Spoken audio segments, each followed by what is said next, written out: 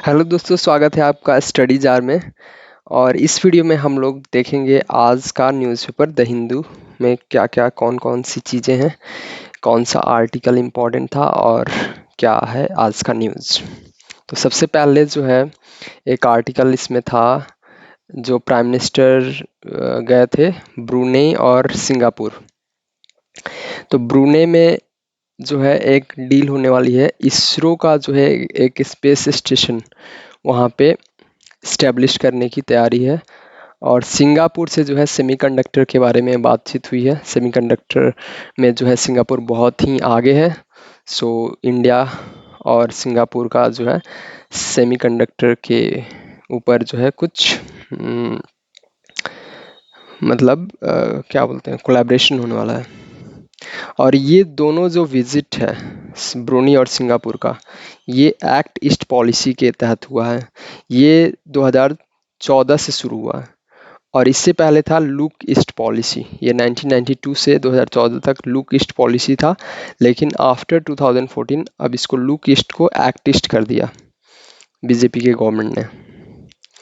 ठीक है, और इसके बाद जो है नेक्स्ट विजिट जो है प्राइम मिनिस्टर का लाओ होने वाला है और यहाँ पे आसियान इंडिया का समिट होगा।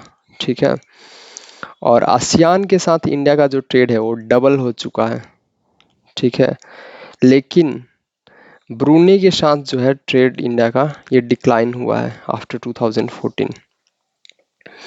और आसियान का जो एक ग्रुप है RCEP, इसके तहत जो है रीजनल कम्प्रहेंसिव इकोनॉमिक पार्टनरशिप करके है। कम्प्रहेंसिव इकोनॉमिक पार्टनरशिप, इसमें जो है फ्री ट्रेड एग्रीमेंट कराया जाता है, लेकिन इंडिया ने इसमें जो है पार्टिसिपेट करने से मना कर दिया था। मतलब कि इसमें जो भी कंट्री इसको जो भी कंट्री साइन करेंगी वो सारी कंट्रीज जो है फ्री ट्रेड एग्रीमेंट अलाउ करती, लेकिन इंडिया इसका पार्ट नहीं है। इसमें चाइना है, इसलिए इंडिया इसका पार्ट नहीं हुआ। चाइना प्लस आसियान ये मिलकर जो है RCEP चला रहे हैं। दूसरा आर्टिकल था पैरालंपिक्स के ऊपर। तो पैरालंपिक्स में जो है इंडिया का 18th पोजीशन है। इससे पहले 24th था। 2020 का जो टोक्यो पैरालंपिक्स था उसमें इंडिया का पोजीशन 24 था और अभी जो है प्रेजेंटली 18th पोजीशन आया है 2024 का पेरिस पैरालंपिक्स में।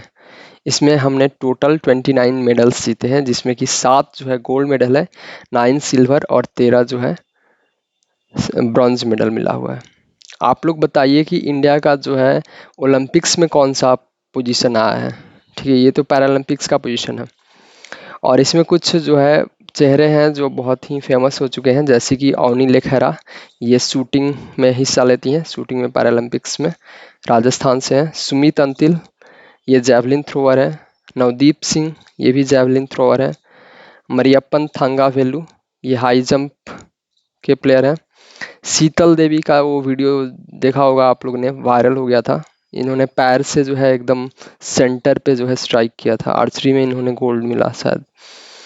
और हरविंदर सिंह भी आर्चरी से ही रिलेटेड है। प्रीति पाल जो है ट्रैक इवेंट में पार्टिसिपेट करती हैं। और कमला परमार पैरालंपिक जूडो, ठीक है, सॉरी, कपिल परमार।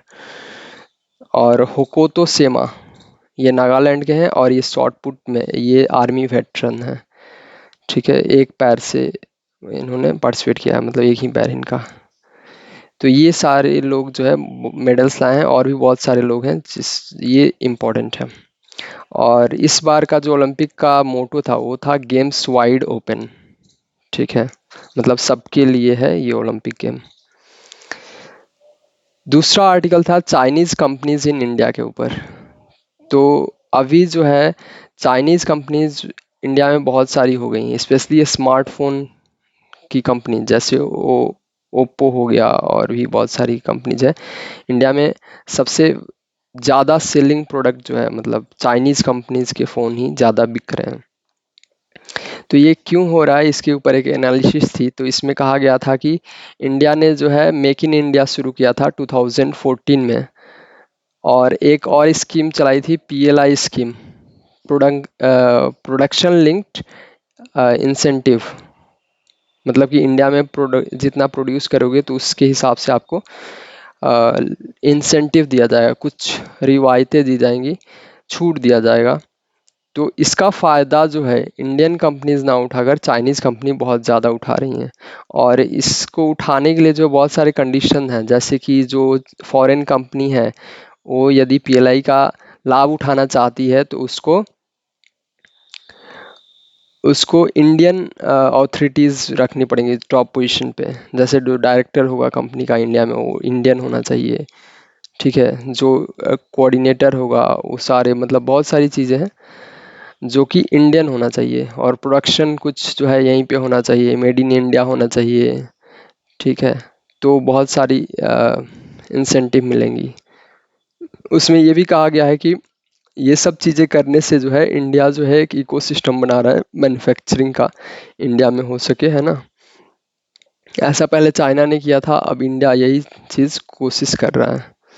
लेकिन उसमें फिर जो राइटर हैं वो बोल रहे हैं कि अभी भी बहुत सारी मतलब सुविधाएं नहीं है इंडिया में, जैसे कि एनर्जी सप्लाई, ठीक है, वाटर सप्लाई, ये सब चीज़ें, एकोमोडेशन, लैंड, ये सब चीज़ों की बहुत दिक्कत आती है।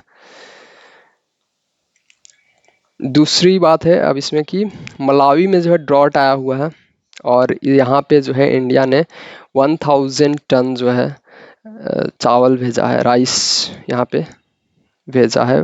मलावी एक अफ्रीकन कंट्री है और इसको हेल्प करने के लिए। वियतनाम में यागी टाइफून आया हुआ है, ठीक है।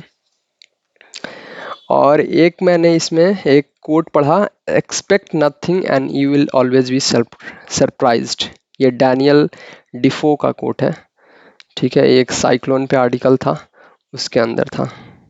ये बहुत ही वैलिड पॉइंट भी है कि जब आप कुछ नहीं एक्सपेक्ट कर रहे होते हो तो आपके साथ कुछ अच्छा होता है और उसमें you will be surprise, right. But when you are expecting something और मिल भी जाए तो फिर उतनी खुशी नहीं होती, है ना। नहीं मिला तो दुख तो होता ही है, और मिल भी जाने पे, लेकिन if you are not expecting something then you will be surprised. और आसना साइक्लोन, ये जो है अरेबियन सी में आया हुआ है, आसना साइक्लोन। अब आप लोग कमेंट बॉक्स में बताइए कि आसना का ये नामकरण किसने किया है, ठीक है। आसना नाम किसने दिया है। युद्ध अभ्यास, ये हो रहा है इंडिया और यूएस के बीच में, और ये एक मिलिट्री एक्सरसाइज है, आर्मी का है स्पेशली, ये राजस्थान में हो रहा है। तरंग शक्ति एयरफोर्स का है, इसमें 8 कंट्रीज पार्टिसिपेट कर रही हैं, ये भी राजस्थान में हो रहा है। और बाद में जो है मित्र शक्ति भी होने वाला है इंडिया और श्रीलंका के बीच में, ओया करके एक जगह है श्रीलंका में, वहाँ पे होगा। दूसरा अब्दुल मजीद तेबौने, अब्दुल मजीद तेबौने, ये अल्जीरिया के प्रेसिडेंट इलेक्ट हो गए हैं। आरियाना सबलेंका, ये यूएस ओपन में देखना कि फाइनल में पहुंची है या फाइनल जीत चुकी है। आई थिंक फाइनल में पहुंची है आरियाना सबलंका, ठीक है।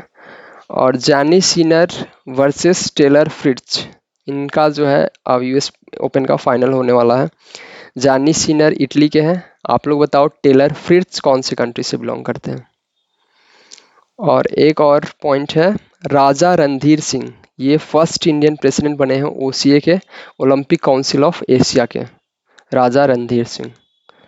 और बिल्कुल फर्स्ट में जो है एक आर्टिकल था एनाफिलैक्सिस के ऊपर। एनाफिलैक्सिस मतलब होता है एलर्जी, ठीक है। जैसे कुछ आपने खा लिया, अंडे खा लिए या मूंगफली खा ली तो एलर्जी हो गया, रैशेस, स्किन इरिटेशन वगैरह। तो ये एनाफिलैक्सिस के ऊपर था। इसमें कहा गया था कि जो बच्चे ब्रेस्ट फीड होते हैं फर्स्ट 6 मंथ, मतलब पहले 6 मंथ में जिन बच्चों को माँ का दूध मिलता है उनको ये एलर्जी होने का मतलब खतरा कम रहता है, और जिनको नहीं मिलता है, जो काऊ मिल्क पीते हैं, उनको ज़्यादा चांसेस होता है कि कोई खाना खाएं तो जैसे दूध से एलर्जी हो गया या किसी पार्टिकुलर फूड प्रोडक्ट से एलर्जी हो। इसका रीज़न उन्होंने बताया है कि जो ह्यूमन मिल्क होता है, जो ब्रेस्ट मिल्क होता है, उसमें 1% प्रोटीन होता है, जबकि काऊ के मिल्क में 4% प्रोटीन होता है, ठीक है। और दो जो है वर्ड है, word of the day for today, telling. Telling मतलब होता है कि टेलिंग मतलब बताना नहीं होता है, टेलिंग मतलब यदि एज अ नाउन यूज हो रहा है तो ये होता है सिग्निफिकेंट, ठीक है, वेरी इंपॉर्टेंट, जिसका स्ट्राइकिंग इफेक्ट हो। इस्कॉन्स मतलब होता है सेटल, इस्कॉन्स। तो ये था आज का the Hindu newspaper. Thank you so much. Please like the video and subscribe to the channel.